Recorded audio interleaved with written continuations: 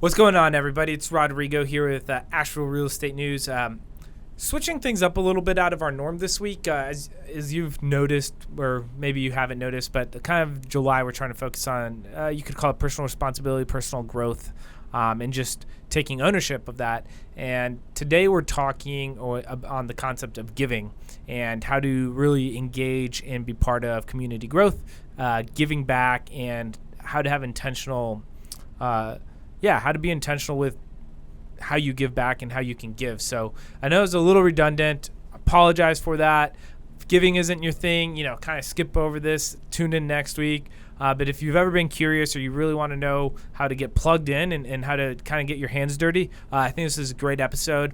I'm joined by Ferrin Cole, who's also the owner of Fox-N-Otter escape rooms, and he kind of helps lead the charge for AVL City Care. The links for Fox-N-Otter, AVL City Care will be down below. So we talk a little bit about his entrepreneurial journey, but then we spend most of the conversation talking about giving.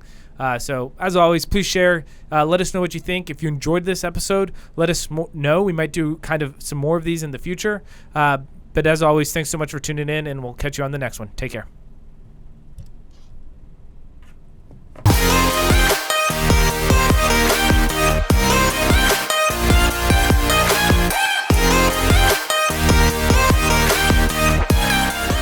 Well, Ferrin, welcome to the show. Really excited to have you on. So thanks for joining us. Yeah, thanks. It's great to be here today. Yeah, I always think it's a good place to start is getting did you start living here in Asheville? Did you move here? How and why Asheville, I guess? Sure. So nobody's from Asheville. I found out the three people that are all know each other. So if you ever say you're from Asheville, they will catch you and say, you were not in school with me. So no, I've only been here going on 11 years. Okay. Moved here in a total crisis situation. Unemployed. I actually was a pastor for 10 years. Mm-hmm.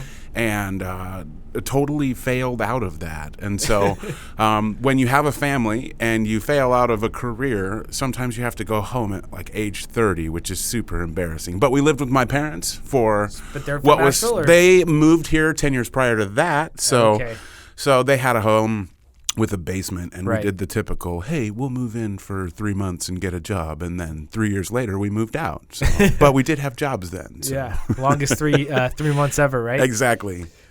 Where did you move from? Actually, I grew up on the West Coast, okay. And then went to school. I grew up in California for 20 years. Then I went to school in Portland, Oregon, but immediately got a great job in Missouri. Mm-hmm. So I moved from there to the Midwest, all over the place. And literally just said, where's Missouri on a map? Because California education was not doing awesome. And so it's actually past the crack in the atlas. So that's what we started telling people. It's past the crack. And then that's where Missouri is. And then we just kept moving east. Love it out here. It's a special place. So I actually got here in 2009. So just a year after you did then. Yep. Yeah, it's a really good place, and my plan was to be here for a year and a half, and then move to Colorado. And then I was just like, no, why would I leave? This is great. Right. It's gorgeous. It's hard to beat. So what do you do now? I know you do a couple different things, sure. And have your fingers in a couple of different pots per se. But your own words. So in my own words, what I like to tell people is that you can do any job as long as it matches your core value system. Mm-hmm. And I had that growing up. My dad was an engineer. My mom was a school teacher. Neither one of them were full-time employed doing something benevolent. Mm-hmm. So when I say that, I mean they found ways to give back and still work 40-hour-a-week jobs. Mm-hmm. Yeah. And so having that model in front of me, knowing that your occupation doesn't have to be your identity, but your values can identify what you do in your occupation. Yeah. We sort of moved from that model of being formally a pastor and trying to live out that way to going, hey, I can work anywhere. And so I worked in housing here in town for a while on grants, getting people into low-income housing back about 7 years ago when there was low-income housing, or at least a little available. Yeah. And then really just moved from that into, of all things, it was an anniversary. And my wife and I were out having fun at an escape room. Mm-hmm. And she'd done escape rooms for years. And I was like, that sounds awful. I never want to be locked in a room and have to do math to get out. That sounds like a nightmare to me. And she said, I'm definitely explaining this wrong. So she convinced me to go, and I went and had the most fun in my life. And I was like, we got to open one of those in Asheville. And she's like, there's already 3. And I was like, oh, really? And so, but I just couldn't shake it. And we ended up opening Fox-N-Otter, which is an escape room place, an all ages one. And we even went to 2 locations last fall before COVID. And that's been an interesting journey. But we have 2 locations in Asheville. That keeps me busy. But what I love is not working there and doing what's called AVL City Care, which is just I guess I would call it the loving, benevolent branch of AVL City Church, which is just a small church plant on the south end of town, where we just connect people with tangible ways to serve right now. Because not a lot of organizations are taking a bunch of volunteers, and yet the needs are still there. And when all of our incomes are down, it really does change what we can do. Right. So we need to be a little bit more creative about how we serve. Yeah. So I want to just kind of dwell on the Fox-N-Otter for a second, because I think most people who listen to this are involved in real estate in some way or another, and so it's the entrepreneurial component of it. Absolutely, people can relate. How soon from the initial idea to opening your first location, like how much time transpired there? Right. So as an entrepreneur, and you may understand this if you're that type, you'll get an idea that remains unshakable and it'll keep you up at night. But some of the stuff you're thinking about is absolutely irrelevant to how running a good business is going to be. Right. So you think of the coolest parts of it, but not the work parts of it. So I'm sitting there thinking about designing rooms that move and riding a bike to keep the lights on and engineering all these cool electronics, when in reality you need to be thinking about staffing and marketing and low rent costs and finding the right location and whether or not you're going to work with a restaurant so that you're getting a pass off of customers, or whether your location is going to be in a warehouse in the middle of nowhere.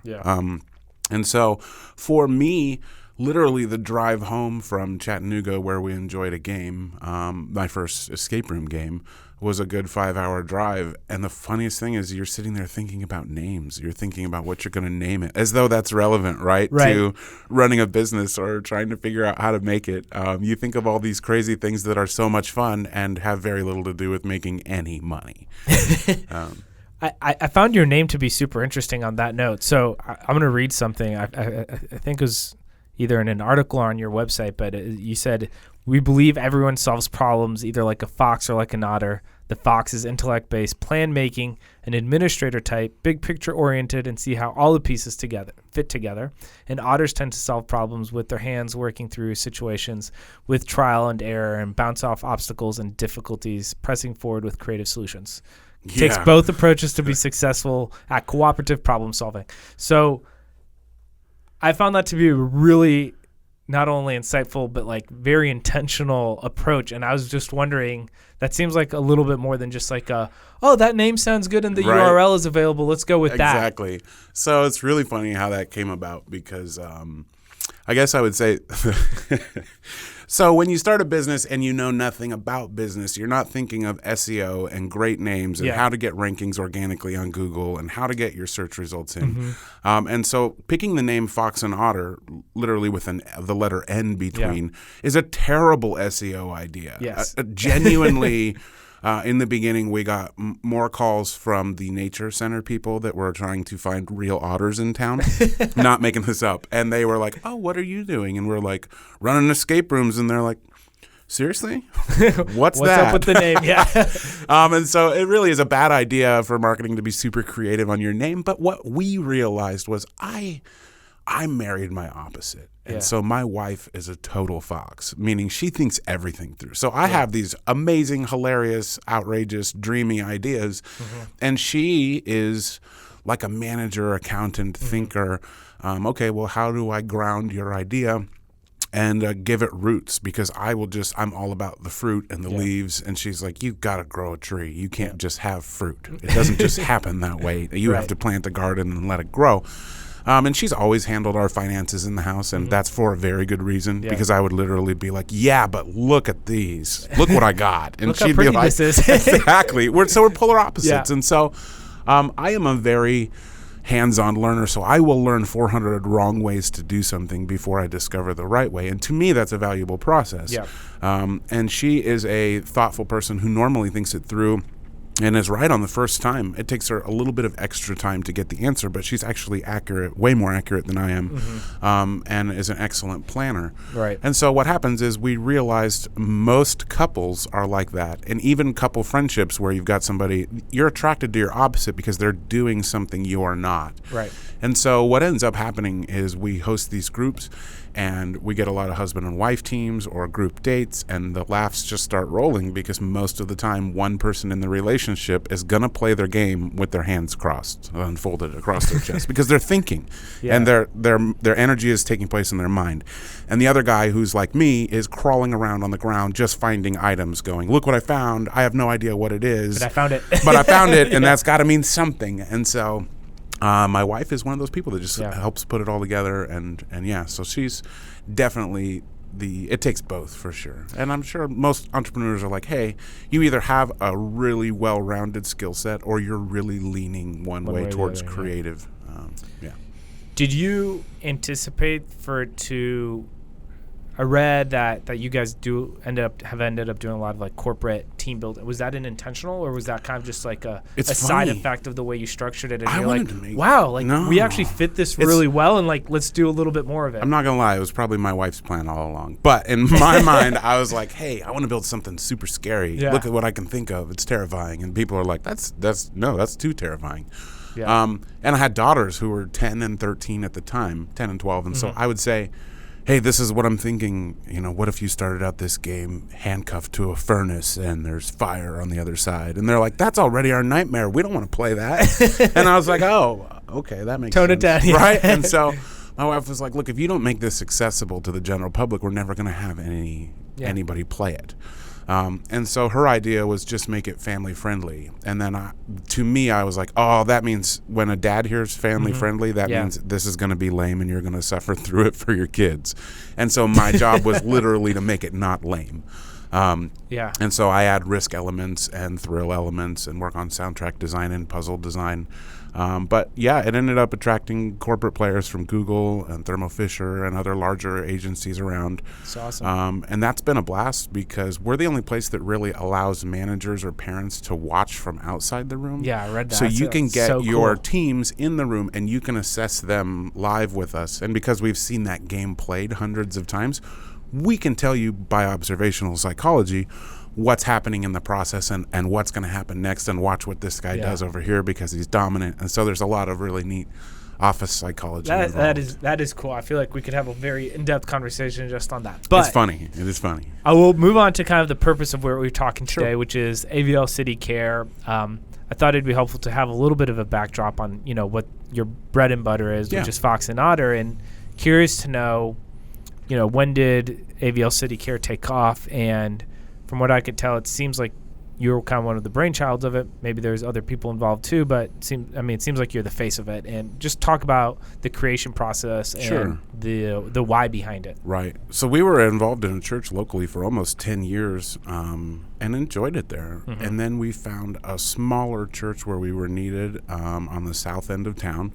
And they have their act together. So it was really kind of exciting to go there. And their act together, by that I just mean they want to grow, but it's not about numbers. Like, they genuinely are like, oh, if you're truly going to be a spiritual person that loves Jesus, your life is going to change, and it's not going to always be easy. And so they were pushing my boundaries and limits, and I've been, as long as I can remember, believing in a spiritual God that loves us. And so for me, it was very hard to think that this God, and I was even a pastor in a church, so I was like, what do you mean your plans are bigger than what I can think of? I mean, I've already done this. And they were like, no, really, we think that like this can change things. So we started going there out of just interest, and then they started talking about launching how they can truly impact the city and do it as individuals. So instead of trying to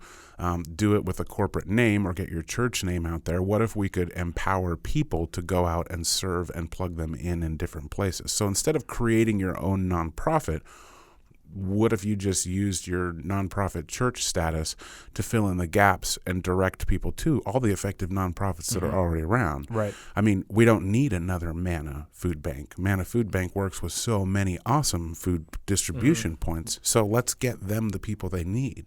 And there's other large agencies in town that do amazing work with helping people keep their power on and things like that when times get tough. So instead of trying to start something new, what if we just equipped and directed people toward those things?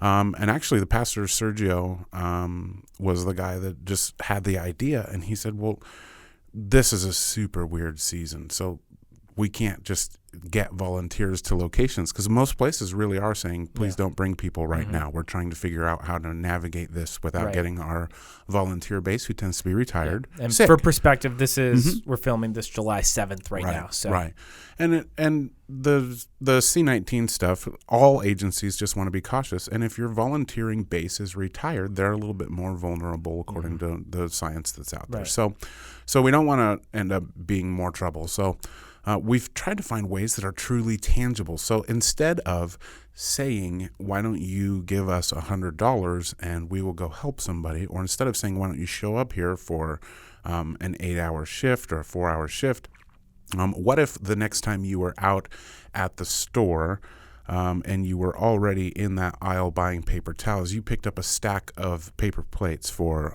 the mentorship organization called My Daddy Taught Me That, which does mentorships in town.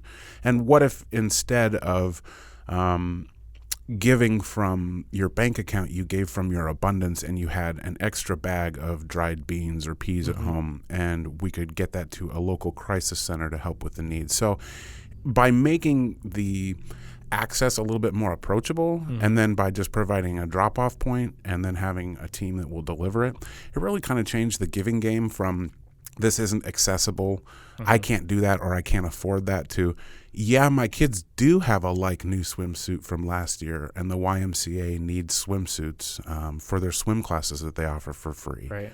That's just an example. Somebody found out that the number one reason why kids aren't able to attend the free swim classes, which actually save lives, was that they couldn't afford a swimsuit. And then I went to Walmart as a male adult who doesn't like to go in the kids' swimsuit section because it's just weird. I'm in that section, and my daughter's like, dude, these swimsuits are $5.90. And when you think, for $5.90, you could actually save a life, that's not common knowledge. That's kind of a wild way to give. And so... Well, it's it's adding like a little bit of snow to a snowball that's already going. Right. So the needs are out there, but can we be creative enough to make those needs accessibly met by people who are on restricted incomes right now? Yeah. Because most people we know are in some kind of weird season. Now, some businesses are doing phenomenal, and that's great. Yeah. I'm thrilled for them. But a lot of service workers in town, a lot of others are just sort of hunkering down, according to all the news we're reading. They're trying to figure out how to just maintain their rents, and they're trying to figure out how to maintain their current living status. Some are taking on new roommates. And so it's, how do you still give and live a benevolent lifestyle, one that says, I believe in a God that loves us. Yeah. And how do we do that in a way that reaches people and actually meets needs without saying we need a pallet of dishwasher soap? Right. So instead of $1,000 need, and instead of asking you for $5 to get there, what if you just the next time picked up out of your own convenience? Yeah, and that making those accessible is approachable. So, for the skeptics, and I typically fall a little bit more on the skeptical side of things. It's like, I think that there's a lot of people who've been burnt out, or are just like, well, I don't trust that XYZ organization's actually doing or using resources wisely and things like that. And so, and I know you all aren't the organization that's deploying the resources, but you're choosing which organizations deploys the so how is that choosing or vetting process go? How do you guys decide who you're going to partner with and whatnot? And how do you, I guess, acknowledge that concern and make sure that you all are being responsible advocates for certain organizations? So having done some social service work in town for about 5 years really gets you exposed to the nonprofits that are out there, both the good and the bad. And like anything, you just see a lot and take in a lot of information. One of the things that's really been helpful for us was to identify people with best practices. So I know of at least a dozen food distribution points, but I want to sponsor one and get manpower and food power to the ones that are giving the most client dignity, the most respect to the people in line who are waiting, the ones that seem to be caring about safety precautions enough for its food handling. I mean, this is important. And truly trying to follow the agencies that are doing something that extends dignity and care along with a tangible service. And that isn't easy. It actually, we actually have a team that vets our groups, and vets are actually looks into vetting and says, okay, who is the CEO? How long have they been established? What is their reputation? What are they working on? Do they have any history of a million things, and then, but the ultimate test is, are they effective at what they're doing? Can we come alongside them? Do they want to partner with us? Or do they have baggage that kind of makes their scope a little too narrow? Because ultimately, Asheville is a very eclectic place. It's very eclectic. And that's one of the awesome draws about it. And it is a very polarized community. And so one of the things that we love is identifying an agency that has a track record of really doing something right. And that's awesome, because there are hundreds of agencies to choose from. But ultimately, when you find one that is doing something incredibly well, it's easy to partner with them. Because they get it. Yeah, and they probably have the structure set up so that they can support people coming alongside them too, right? Like, I'm sure that some organizations are like, well, put me to work, and they're like, I don't even know how to answer that question. And that's like, well, okay, then. And they're all asking that question right now in this season, but the reality is that there are still ways. So the Veterans Healing Farm in Hendersonville is one of them. It's an organization that's been around for probably less than 10 years, so I would consider that a newer nonprofit in town. They're literally saving the lives of soldiers returning with PTSD and helping men work through stuff by having them work in a field and then donating 100% of that garden profit of what is grown out, and they distribute it out at the VA. That's an incredibly awesome local model of somebody doing it right, and they absolutely have a place for you to serve. And they're even taking things. It's outside, right? Yeah, I love it. I love it. So there's places like that where you're like, whoa, they're really doing stuff right here, and it's still accessible to people. How long has AVL City Care been in place, or how long have you guys been working under that brand? Sure. So we sort of relaunched the brand earlier this year. So just this year. But the concept has been in place the whole time. It's just been a matter of, do we have somebody that can be a director that can lead it and organize the other folks? Because ultimately, you need consistent social media posting, you need engagement with other agencies, you need ambassadors, you need people who can do video and audio and figure out how to be a consistent force that sends people their way. You have that consistent presence in whatever way you're going. Well, can you imagine telling the YMCA, we're going to meet your need and solve that for you, and then that now you better do it because you just told an agency you were going to. And so we gave almost 100 swimsuits to them, and that was not because of one person in the group. It was because of a very high buy-in to a very accessible item. I think that's what really caught my eye, based on the social media posts that you've been making, and just seeing it and just realizing like that approach was not, hey, get involved because we have this huge project going on. It's like, hey, like if you believe in change, like just take whatever your step is, just take that small step and then build on that if that felt good. And then take another step if that feels good, and that continual opportunity to be kind of feel like, I guess, you're hitting a lot of different things consistently, and so it makes it, I guess, a little easier in some ways to have that routine. It's so exciting to find an agency so, for example, the rescue mission downtown is just the largest. It doesn't matter if you ABCCM. No, actually, the Western Carolina Rescue Mission. It's on Patton. Actually has the largest overnight stay. And so that's an interesting thing. So one of the costs associated with that is actually just laundry. And you wouldn't, that's like you wouldn't think about that. But as soon as you do, it's like, yeah, of course. Right, of course they have laundry. Yeah. And so it was wild. So, okay, well, can we meet that? And can we drop off like 50 gallons of everybody just went out and was like, oh, well, I was getting laundry soap anyway. Let me just pick up an extra bottle. Yeah. And so for, under $5 or $6, they end up donating. And then we took a truckload down there and just unloaded it and said, here you guys go. Now you don't have to worry about. And they were probably rolling their eyes going, what are we going to do with all this? Because nobody gets that much at once. But they just store it. Yeah. Exactly, right? And so problem solved. And now they don't have to worry about laundry detergent for a while. And that's the kind of things where it's like, okay, let's lower an operating costs. Let's find a shelf-stable food like peanut butter or dried beans. Let's find something that doesn't expire that actually helps people and that provides dignity along the way. Because if we wouldn't want to partner with you if you were turning people away because you just had some issues with people. You know what I mean? So you really do have to sort of look at things through the eyes of Jesus and say, who was he and how did he accept people in a town like this and in an era like this? And that's a big question. Yeah, so one of the things that we're talking about this month, July, is kind of the, like, I don't know if I'd call it personal responsibility, but like just being like aware and intentional about with where you're at and where you're going. We've had conversations about like insurance, like estate planning. We're going to talk about like where the market's going, personal finances, etc.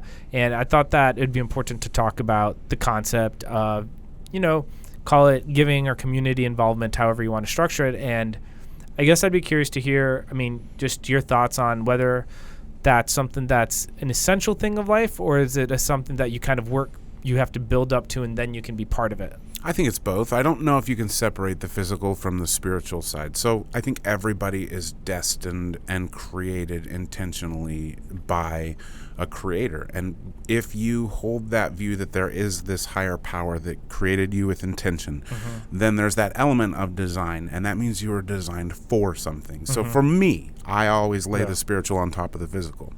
But like anything physical, you have to learn it. So what is it? So discovering what you were made for is an incredibly huge responsibility that you do for a lifetime. And when you first learn to give, you might learn to just share what is in your hand. So if I have a piece of bread and I'm going to share with someone who's hungry, I'm going to take it and break it. But there are more advanced ways of giving where you say, what if I took a percentage of my income? Like when I got married, I gave 1% of what I had, 1% of what I had, specifically and intentionally every month. And then every anniversary, you increase that 1%.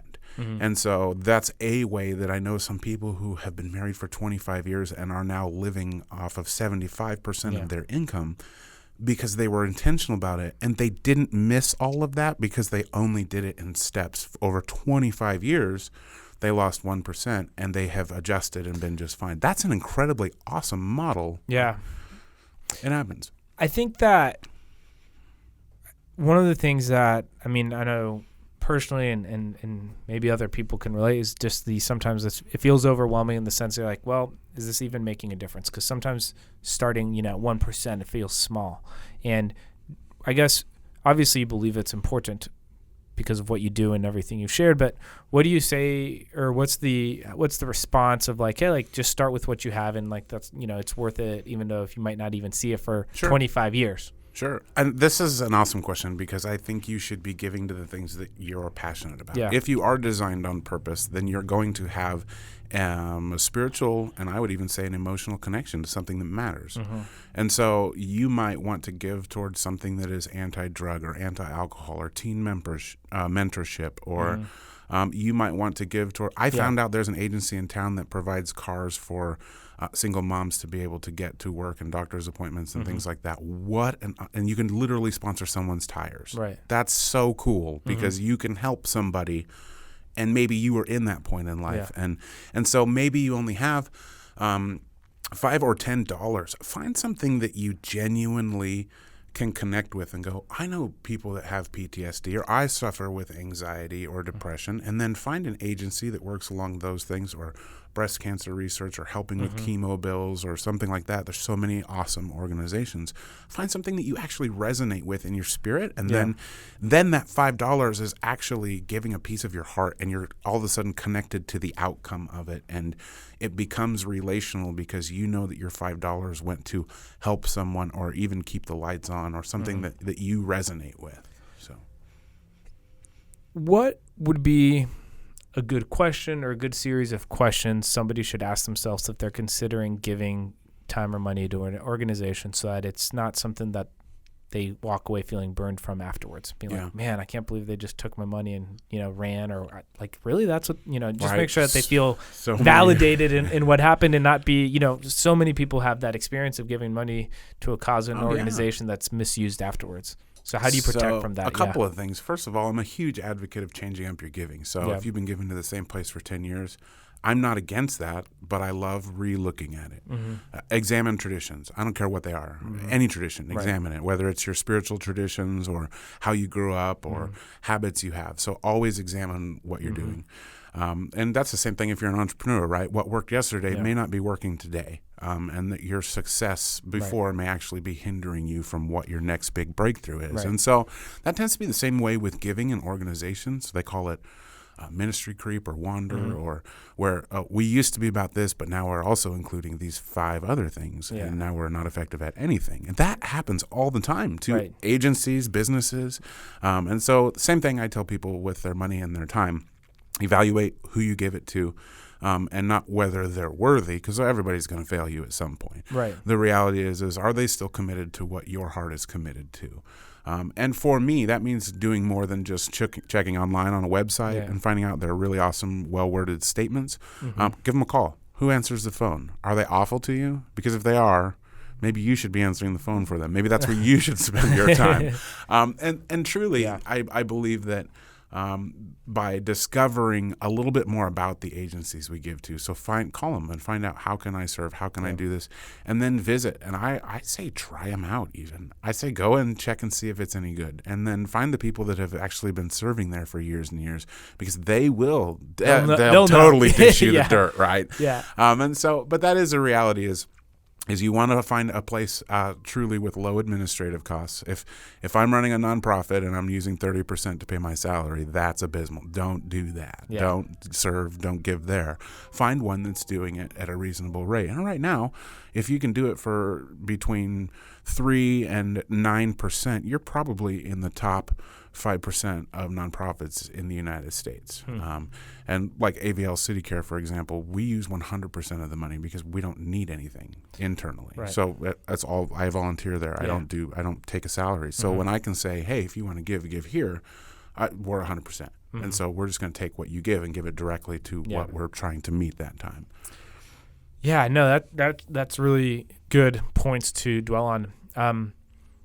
I think that's arguably probably a really good place to end on. Do you have anything that maybe I missed or didn't ask about that I should have asked, or that we didn't I just touch wanted on? to say, I think truly, if you can start people younger or earlier. So what if I've been married almost 20 years, and so what if I did start that my first year of marriage? 1%. Yeah.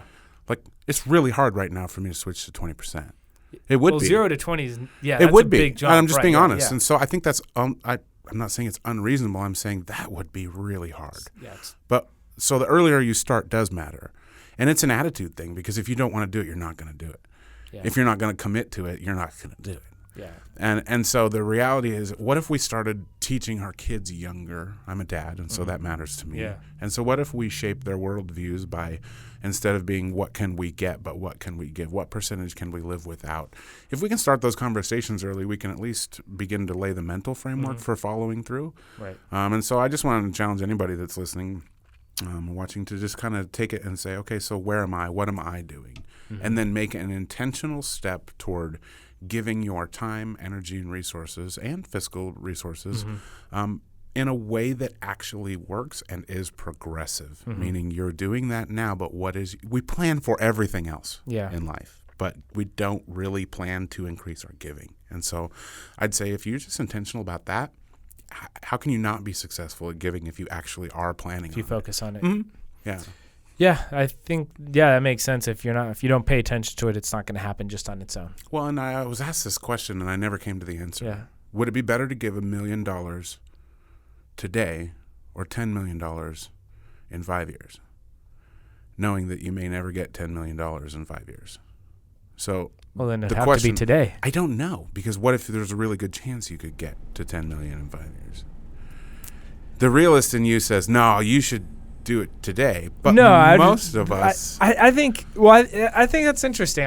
Let's sit on that for a second, because I think that there's two things at play here, and obviously totally could be wrong, but I think one is it's. I mean, if you think you're really going to be making 10 million in 5 years versus the 1 million today, I would say is like, if you're having that question, you're probably not going to give the 10 million anyways. Like, if you can't give the million today and you're justifying it on where your future income is going to be, you're probably not going to give 10 million no matter if you have it anyways, because you're looking for a reason not to give. So what your mind just did was you said, okay, what is the payoff later? Can I delay this now and plan for it later? Yeah. But the reality is, so much planning would have to go into a balloon payment down the road. Yeah. Right? So much planning and intentionality, and I don't know if I could do that. And yet most of us, when we approach giving, we're like, when I make it, I will. Right. But when I get there, I'll give. Yeah. When I have more, I'll give. But more is an intangible, unplannable arrival point. I think more often is an excuse for delaying present action. Yeah. And I think that's across the board for anything. I mean, I know that's the excuse I use. I love using that I use it because it justifies betting on yourself, right? Exactly. Like, I'm going to do so much better that I'll just do this later when I have more to give, do, etc. So yeah, that'd be. I knew a man that literally every time he bought something, he bought the same thing for someone else. So if he was going to upgrade the TV in his house, he bought the exact same TV that he was going to buy himself for someone else, because and it didn't come from guilt. Yeah. He literally just decided that he would give every time. And to me, I was like, wow, how did you get to that point? Because that means when you buy a car, you buy two. Yeah. And so, again, he didn't start out there. Right. He started out way, way back at 1%. It built to that. Right? Yeah. And then it was like, hey, every time I do this, I'm going to give now, and I'm going to plan to give later. And so it's obviously the answer's both, right? Right, yeah. But if you don't do it now, you're right. It's really hard to do it later. Yeah. Well, how do people find out more? What's the best way to get connected with you and AVL City Care if this resonated with them? Sure. So we just have a Facebook page right now, and it's actually just a private group on Facebook, and it's just called AVL City Care. And the reality is that's how we're just getting the word out right now in this season. We have hilarious and awesome plans to just do community-wide blessings. So, for example, we are located near a laundromat. And we thought, what if we just went in there on a weekend and just paid for everybody's laundry and threw a big party? They got to go because they got to do laundry anyway. And we could take off the burden of that and feed their kids while they're there and just have a bunch of games out. And instead of being bored and on your screen while you're waiting for your laundry, you could be playing cornhole with your friends in the parking lot and having a Pepsi. Right. I mean, something like that. Just things like that can just help truly make people's lives a little bit better in a small way. So there is some big stuff planned. Yeah. We'd love to have larger groups be a part of it. And we're just strategically planning that right now. So stay tuned to the AVL City Care page. That we can link up in the show notes. Yep. And then you can also check us out at avlcitychurch.com, and we have a link, our own little page on there too, to kind of see what we've done and where we're going. Cool. Well, Ferrin, thank you so much for taking the time today, and looking forward to see what you guys continue to do. Yeah. Thanks, man, for having me out. Absolutely. All right, y'all. Thanks so much for tuning in. As always, please share it. Give us a review rating if you guys want to get plugged in. The links will all be in the show notes. And, see you all next time. Take care.